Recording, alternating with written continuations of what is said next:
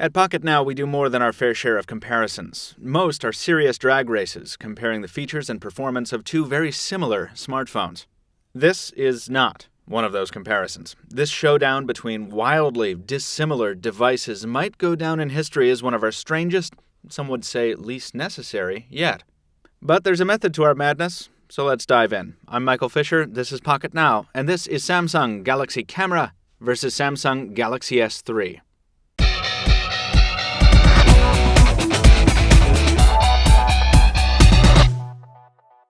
These devices have the same heart beating underneath. Under the hood of each is the same Exynos 4412 quad-core Cortex-A9 CPU running at 1.4 GHz.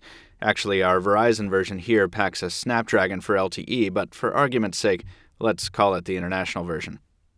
They're close kin in displays as well.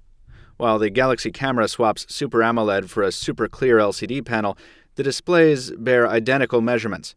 Each is a 4.8-inch 1280 by 720 capacitive touchscreen at 306 ppi. On those screens, Android runs nearly identically on each unit, with the Galaxy Camera running Android 4.1.1 and our Verizon SGS3 running the older 4.0.4.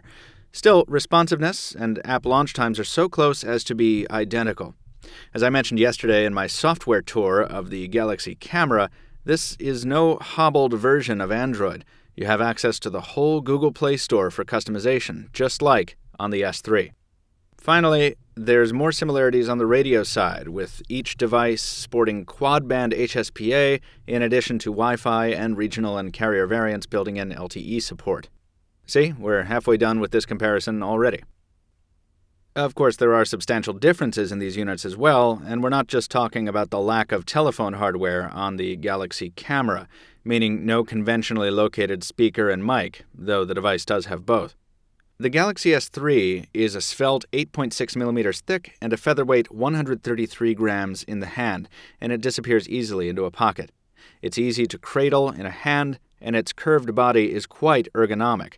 It's a comfortable device to hold in any orientation. The Galaxy Camera is none of that.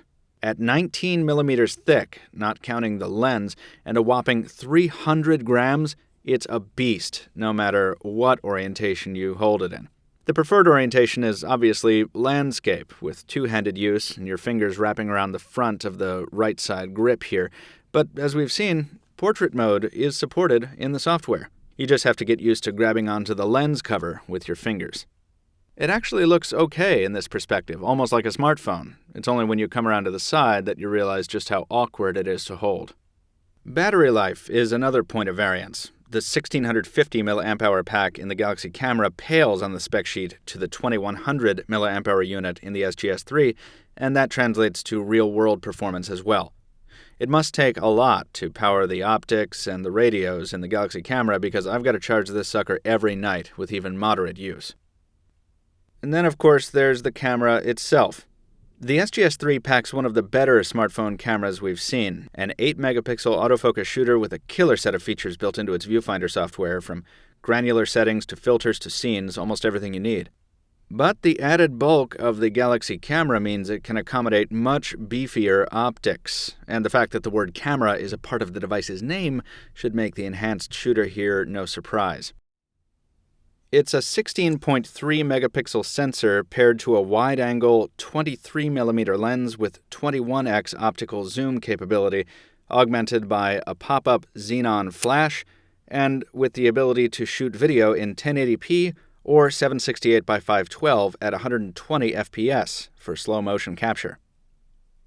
For this informal comparison, I captured these shots in out-of-box settings for each device.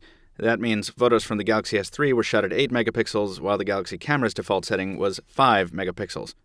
As a result, the Galaxy Camera delivered photos that were a little softer, and its color reproduction was somewhat less vivid than the Galaxy S3, though it did do better in low light.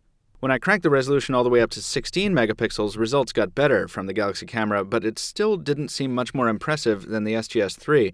I'm not sure the optics alone are worth the added weight and size penalty of carrying a second device.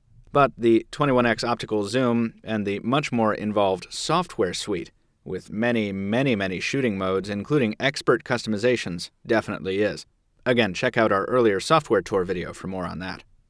If you're still wondering why anyone would make this comparison between a dedicated camera running Android with an HSPA radio built in and a smartphone that happens to have a camera built in, well, you'll have to tune in next week to find out.